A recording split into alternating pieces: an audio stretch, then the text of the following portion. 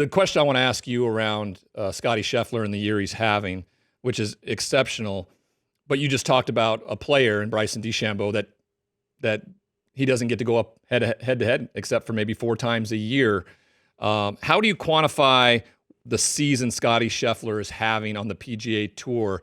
Because it's historical, yet it may not be necessarily against the greatest competition in the world week in, week out.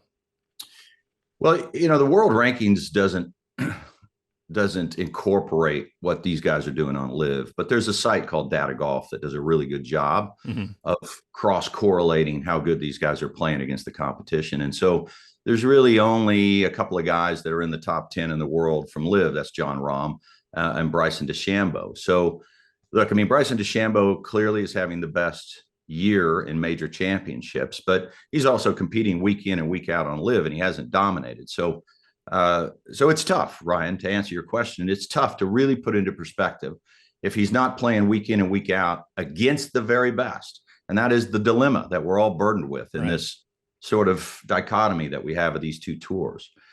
But having said that, if you take Tiger out of the equation, because you can't compare Tiger to Scottie Scheffler any more than you could compare Usain Bolt to Tyson Gay. Right.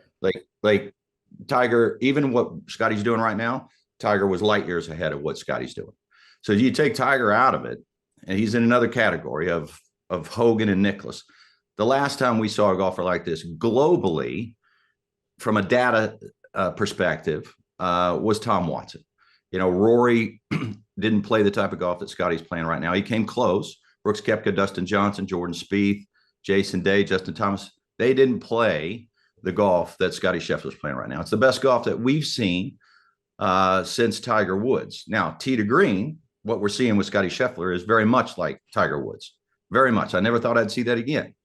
But the difference is that Tiger was just as good a putter as he was at every other aspect of the game. You couldn't make Tiger up. You just couldn't make him up.